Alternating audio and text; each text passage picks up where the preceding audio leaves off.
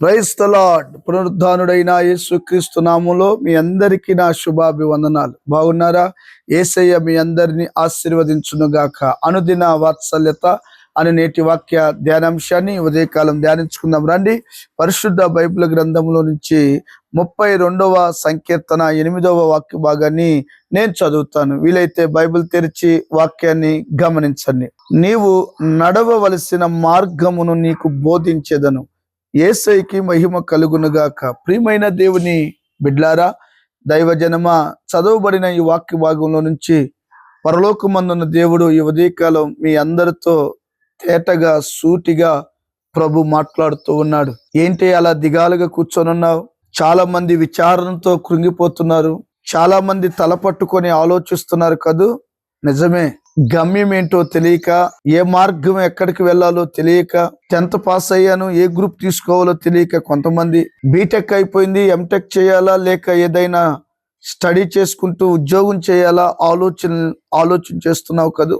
ఈ రోజున మార్గం తెలియక అన్నీ ఉన్నాయి, చదువు ఉంది, సంస్కారం ఉంది, డబ్బు ఉంది, హోదా ఉంది, కానీ ఏం చేయాలి, ఫ్యూచర్లో ఎలా ప్రయోజకుని అవ్వాలి, భవిష్యత్తు ఏమైపోతుందో, కూర్చొని తింటే కొండలైనా తరిగిపోతాయి కదూ. ఏం చేయాలో నీకు అర్థం కావట్లేదు కదా, మార్గం అనేది కనబడట్లేదు కదూ. దైవజనమా, నేను ప్రకటిస్తున్న ప్రభు ఎవరో తెలుసా?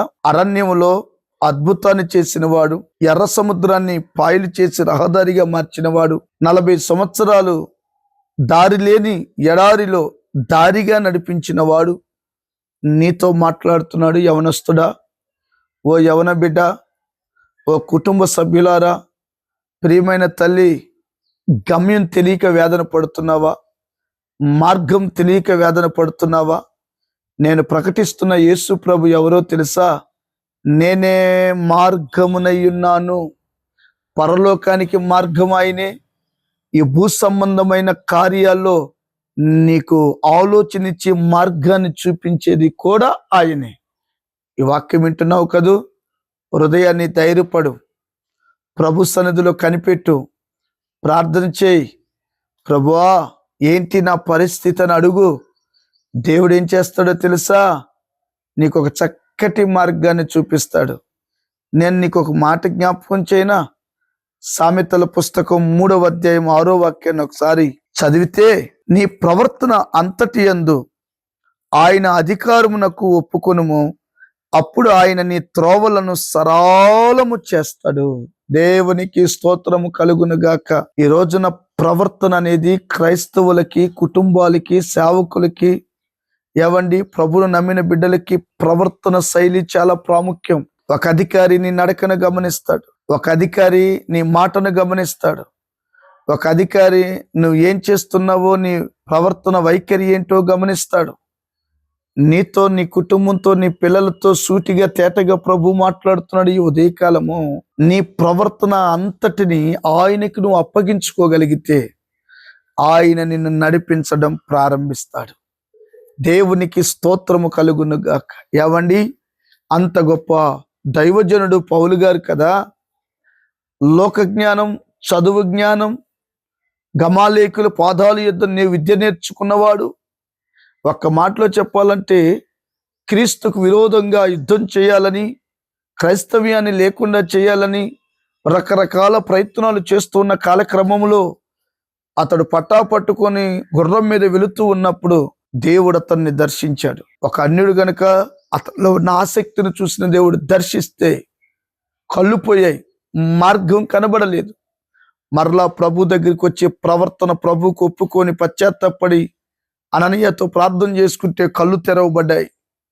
ప్రార్థన చేసి పంపిస్తే దేవుడు పరిశుద్ధాత్ముడు గమ్యానికి చేర్చాడు. సేవ చేస్తే అమోదం, అద్భుతం, గొప్ప పని జరిగింది.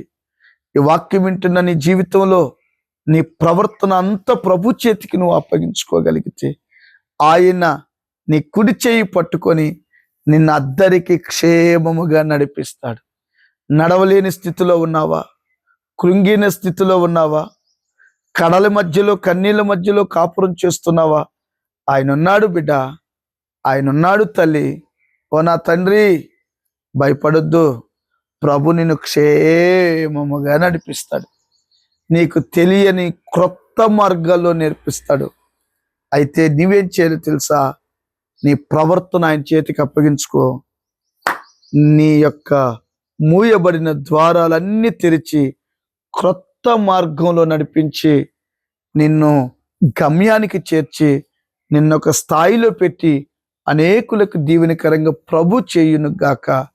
ఆమెన్. Thank you. కళ్ళు మూయండి. చిన్న ప్రార్థన. ప్రేమ కలిగిన తండ్రి, ఈ వాక్యం వింటున్న ప్రతి బిడ్డకు మార్గాలు సరళం చేయండి. వారి ఆలోచన మార్గం కాదు, నీ చిత్తం మార్గం నీకు అప్పగించుకున్నప్పుడు నువ్వు చూపించే మార్గంలో గొప్ప విజయం ఉందని గుర్తించినట్లుగా సాయం చేయమని యేసు నామమున అడిగి పొంది ఉన్నాము తండ్రి. Amen. Thank you. God bless you. దేవుడు మిమ్మల్ని దీవించును గాక. ఆమెన్.